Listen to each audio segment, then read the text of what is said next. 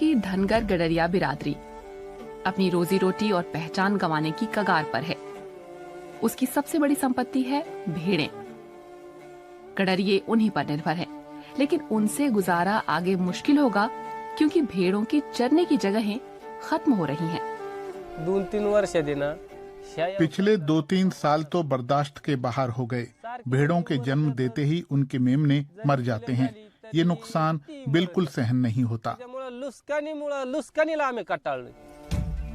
धनगरों की भेड़ें ससवाड़ की खुली चरागाहों में सदियों से चरती आई हैं। एक जमाने में यहाँ 250 किस्म के परिंदों और 30 किस्म के जानवरों का बसेरा हुआ करता था। लेकिन संरक्षण की नाकामी से अब ये घास के मैदान बेकार होते जा रहे हैं। दक्षिणी भेड़ों की कुदरती रिहाइश नष्ट हो रही है। द ग्रासलैंड ट्रस्ट चलाने वाले मिहिर गोडबोले ससवाड़ इलाके के पशुपालकों का सशक्तिकरण चाहते हैं। अधिकांश जमीन निजी मालिकाने वाली है और कुछ जमीन राजस्व विभाग में आती है। वन विभाग वाली जमीन का अभी कोई दर्जा नहीं है, लिहाजा बहुत सारे प्रोजेक्ट जैसे MIDC के प्रोजेक्ट इस लैंडस्केप में उतर रहे हैं। इन चरागाहों को महाराष्ट्र औद्योगिक विकास निगम के तहत आने वाले औद्योगिक क्षेत्रों में शामिल करने की योजना है। लेकिन सरकार को क्या इस बात का एहसास है कि ये इलाका यहाँ की बिरादरी के लिए कितना जरूरी है? सरकार को पारिस्थितिकीय और पर्यावरणीय संपन्नता और उस विशेष जगह की अहमियत के बारे में बताना होगा। तभी वो ठीक से फैसला कर पाएगी कि उस जगह को उसके मौलिक रूप में बनाए रखना है या उसे किसी दूसरे वैकल्पिक इस्तेमाल में काम लाना है। चरागाहें एक अनूठा और अहम रोल निभाती हैं और एक खास पारिस्थितिकीय प्रणाली में संतुलन बनाए रखती हैं। शहरों की निर्माण परियोजनाओं से ये संतुलन नष्ट हो रहा है और जैव विविधता पर खतरा मंडराने लगा है।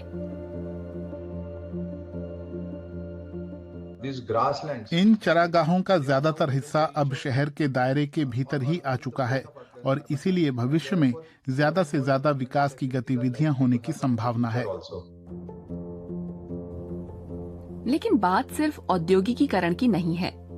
गैर जरूरी वन रोपण और सरकार के गैर टिकाऊ सिंचाई तरीकों से भी कुदरत छीज रही है।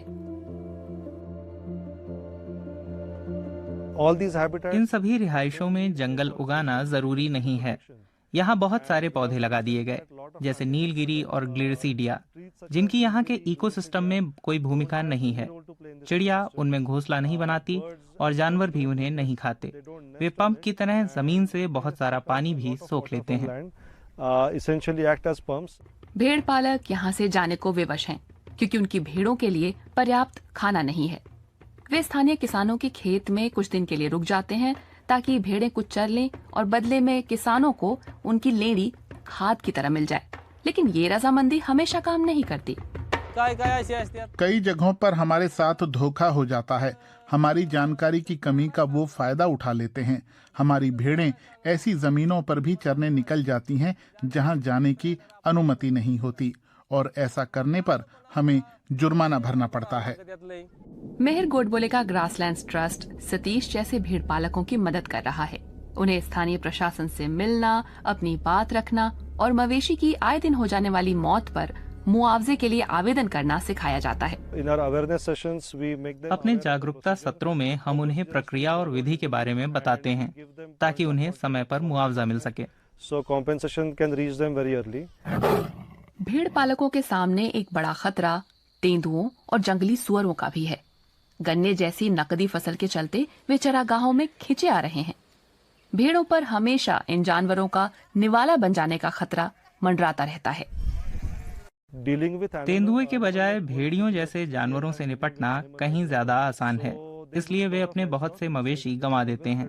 शिविर में तेंदुओं के घुस आने का खतरा हमेशा बना रहता है।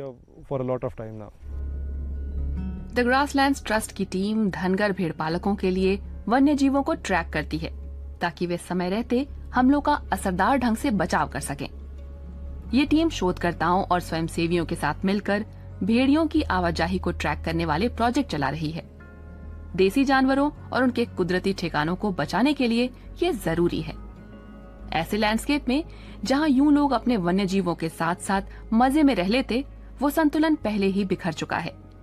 सदियों से पशुपालकों का ठिकाना रही ससवाड़ की चरागाहों और झाड़ियों की रिहाइशें बहाल करने की लगातार कोशिशों में ट्रस्ट जुटा हुआ है।